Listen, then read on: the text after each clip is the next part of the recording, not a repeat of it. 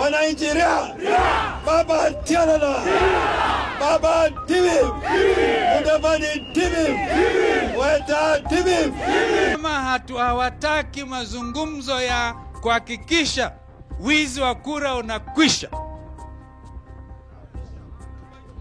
kama hawataki ya mazungumzo ya wizi wa kura, Kalonzo na Raila wataapishwa. Uhuru Kenyatta did not win any election, and he will not continue to occupy the positions of power and privilege over Kenyans that rejected him. And we are not going to allow despotism to be perpetuated by two individuals who do not respect the Constitution, the rule of law, and democracy. It is a move that is seen to have been copied from other African nations, a trend whereby opposition leaders who feel cheated in the polls swear themselves as president. Ati sisi na Wakenya wengi hatutambui Uhuru Kenyatta kama rais wa Kenya. Tuko tayari kuonana na yeyote mundu.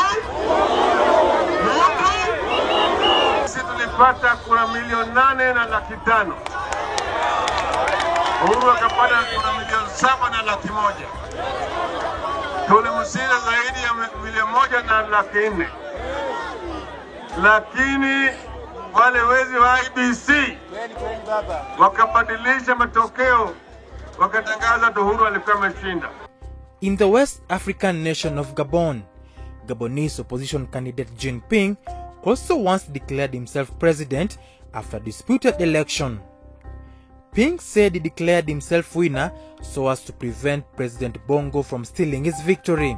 The whole world knows who the president of the Republic of Gabon is. It is me, Jean Ping. C'est moi, Jean Ping. His poll victory declaration came after the country's interior minister had warned candidates not to declare results. Ali Bongo is elected with 177,722 votes, or 49.89%. Thank you. It was a poll that triggered post-election riots against President Ali Bongo. Violence erupted across the Central African country after the country's electoral body declared a slim victory for President Bongo. Ping says the poll was a sham, maintaining that he was the rightful winner of the election. During the unrest that followed, 5 people died, hundreds were injured, with more than 1,000 others being arrested by police. Several other supporters of Ping who had gathered at the party's headquarters were also hauled up by police. They were only later released after the French government intervened. Tout en réaffirmant ici, Whilst I reaffirm here and before the world my commitment to do everything to ensure your victory is not stolen from you, I want to say that your anger is understandable.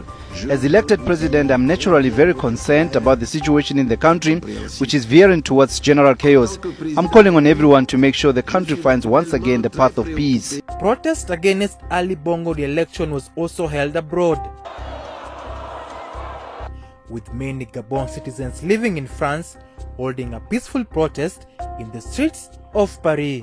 They were all united in calling for the intervention of the international community and also for the electoral reforms in their country.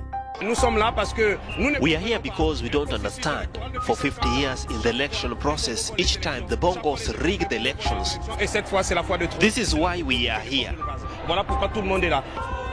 Despite this, President Ali Bongo was sworn in as president for a new term.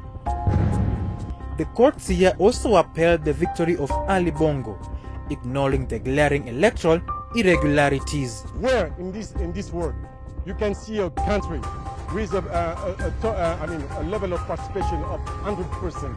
Where? Tell me. At the presidential palace, high-profile dignitaries, politicians, and President Ali Bongo allies gathered to witness the ceremony.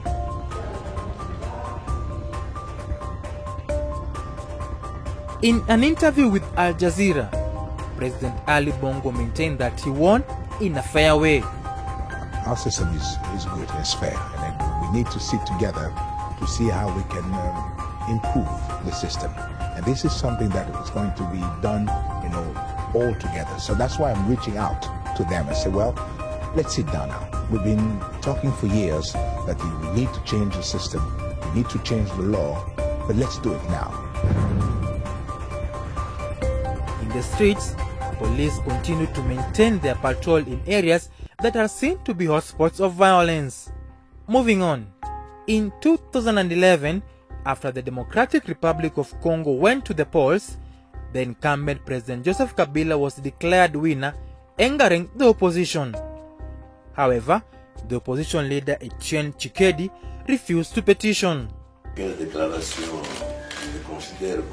I consider this declaration an outright provocation to our people, and I reject it in full. I call on this people to stay calm and peaceful.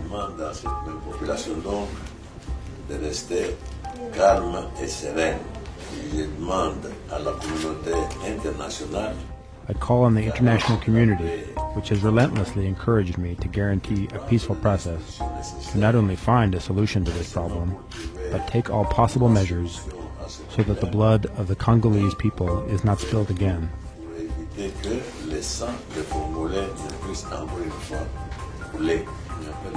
There is no justice in Congo. The Supreme Court is Kabila's private institution. I will not do them the honor of using them and recognize their legitimacy. In a separate petition taken to court, the country's top court upheld President Joseph Kabila's re-election. In his ruling, the Supreme Court Vice President Jerome Kitoko formally declared that Kabila won with 48.9% of the vote cast against 32.33% of veteran opposition leader Etienne Tshisekedi. We are calm. We have confidence in the Supreme Court. We salute the calm of the Congolese people. We thought that violence would break out today, but it's not been the case. You can see that since yesterday evening, everyone has been going about their business. The atmosphere is festive. For those of us who work with the President, we think that already tomorrow we will continue our work to rebuild this country. Later on, President Kabila was sworn in as president in an event that was given a wide berth by African leaders. Only the then Zimbabwean leader, President Robert Mugabe, attended the event. A handful of other diplomats in Democratic Republic of Congo also graced the ceremony. Despite this, the veteran DRC opposition leader Etienne Tshisekedi rejected Kabila's re-election as the Democratic Republic of Congo's president. He also organized his own swearing-in ceremony at his home in the capital, Kinshasa. As the elected President of the Democratic Republic of Congo, I hereby solemnly swear to respect the Constitution and the laws of the Republic, to defend its national unity and the country's integrity,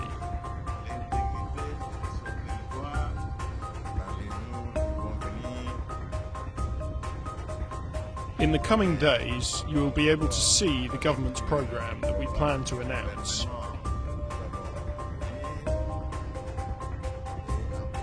And, as I said, together we will work towards fulfilling all the goals of this programme.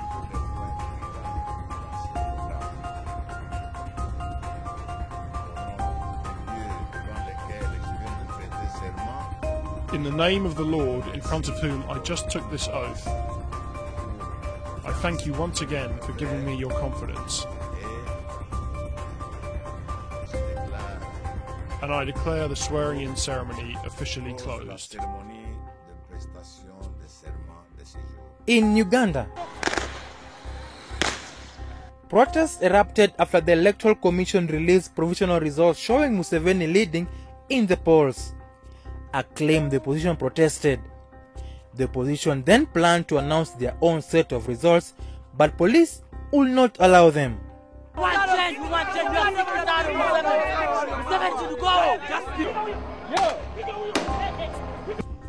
You can carry your results for comparison purposes with the Electoral Commission. Nobody will dispute that. But you cannot make pronouncement. Yeah, because that is illegal. illegal. This man was shot by police during the protest as police moved in to quell violent protesters. Separately, this man fell into the arms of police. He was choking from tear gas as police also grabbed him. The Ugandan police also warned the opposition against declaring the presidential results and also against any attempt of carrying out a swearing-in ceremony. Police spokesperson saying that the Supreme Court had already pronounced itself on the matter.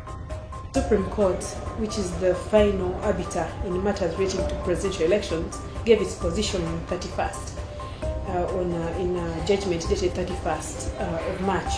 And that's what we would expect all Ugandans to follow, because it is lawful and it is legal, and everybody really is expected to abide by that. However, in a defiant move, Uganda opposition chief Kizza Besigye went ahead and took oath as Uganda's president, amid cheers and celebration from his supporters. I, Kizza Besigye Chifefe, swear in the name of the Almighty God that I shall faithfully exercise the functions of the President of Uganda and shall uphold, preserve, protect and defend the Constitution and observe the laws of Uganda, and that I shall promote the welfare of the people of Uganda. So help me God.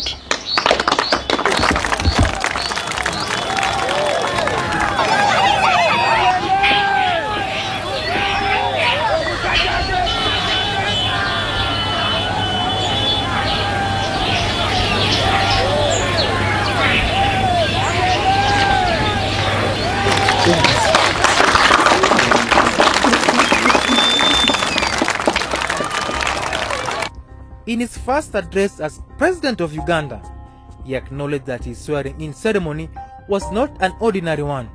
He also accused Museveni of subverting the will of the people and called for electoral reforms. The country is in a rather unique and an enviable place of not running according to the Constitution of the Republic of Uganda.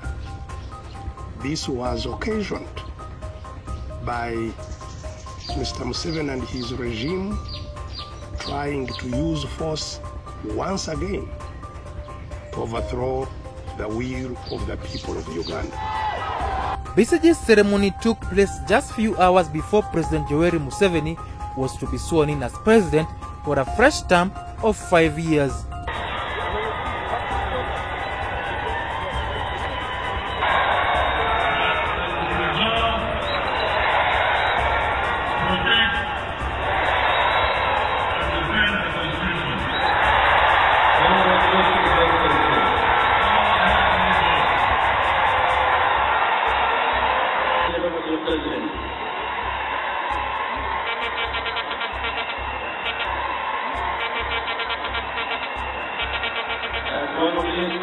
National flag,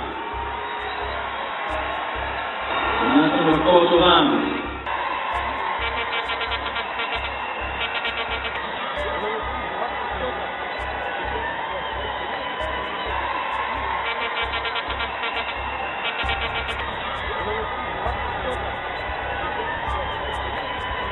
Hours later, Besigye was arrested by police officers while making his way through Kampala streets. I don't know where he is, where he's being detained, and if anything in the past is to go by, he's not going to be charged because he's done nothing wrong, and we will not know until the state decides to return him. It's a bad situation. Several other opposition leaders were also arrested. Those who want to destabilize the country using enemy means. So it is incumbent on the police to ensure that they prevent such unruly and disorderly people